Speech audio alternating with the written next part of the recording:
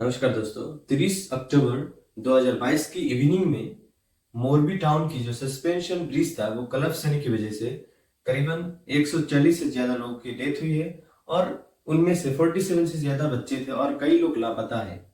और ये न्यूज पूरी इंडिया में फैलने के बाद पूरी इंडिया को शॉक कर दिया कि ये ब्रिज टूटा कैसे और इस ब्रिज के टूटने के रीजन क्या है और इसके पीछे कौन जिम्मेदार है, इस वीडियो में हम डिटेल में डिस्कस करने की कोशिश करेंगे।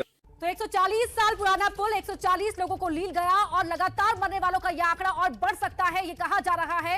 At least 141 people have died following the collapse of a footbridge in western India. We have visuals of the moment the bridge collapsed, and oh my God, there you can see it coming down. You could see. इस bridge के इतिहास को देखा जाए तो इस bridge को बनाया था ब्रिटिश गवर्नमेंट के द्वारा और इस ब्रिज को इनॉग्रेट किया गया 20 फरवरी साल 1879 को।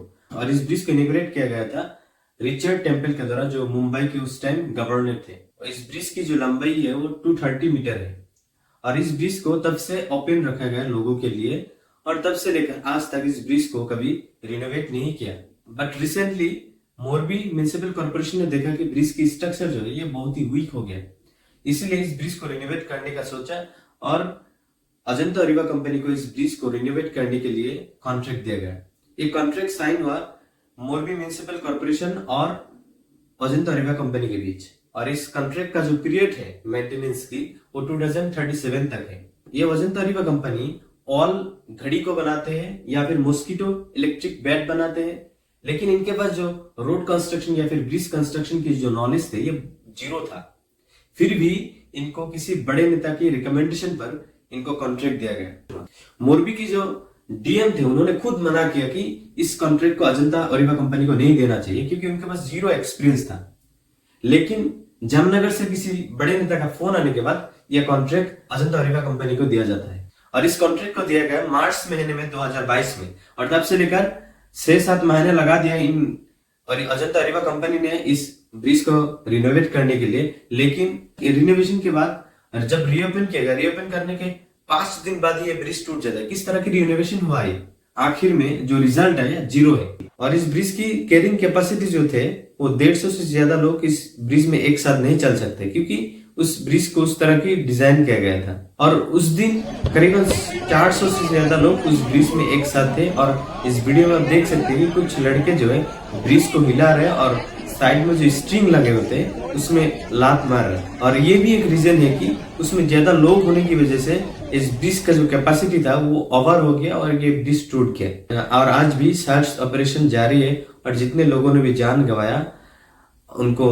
कंपेंसेशन देने के बाद हुआ। और पीएम नरेंद्र मोदी हॉस्पिटल में विजिट किया और जो इंज्यूर्ड लोग हैं उनसे बात भी किया। और इसके लिए जो मेंटेनेंस और मैनेजमेंट टीम है वो भी जिम्मेदार है क्योंकि उनको ध्यान रखना चाहिए था कि कहीं 150 से ज्यादा लोग एक साथ ब्रिज में ना चढ़े क्योंकि उस दिन इतना भीड़ हुआ था, संडे का दिन था और छठ पूजा था, इसीलिए ज्यादा भीड़ इकट्ठा हो गया और मेंटेनेंस टीम्स को मेंटेन करने में दिक्कत हो रहे थे शायद। और अभी तक रिपोर्ट के अनुसार the police has arrested 9 officials of the Ajanta Ariba company who are the bosses। और उनके ऊपर जो चार्जेस फ्रेम किया गया IPC section 304 culpable homicide not amounting to murder और IPC section 308 attempt to commit culpable homicide और उनके ऊपर IPC सेक्शन 114 भी फ्रेम किया गया और उनको पूछताछ के लिए जुडिशियल कस्टडी में लिया गया।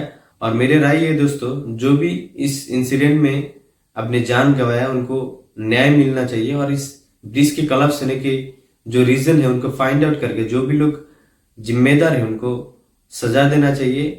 अगर आपको ये वीडियो अच्छा लगा लाइक शेयर कमेंट जरूर करें और ऐसे ही सपोर्ट करते रहे। मिलते हैं अगले वीडियो में। बहुत बहुत धन्यवाद।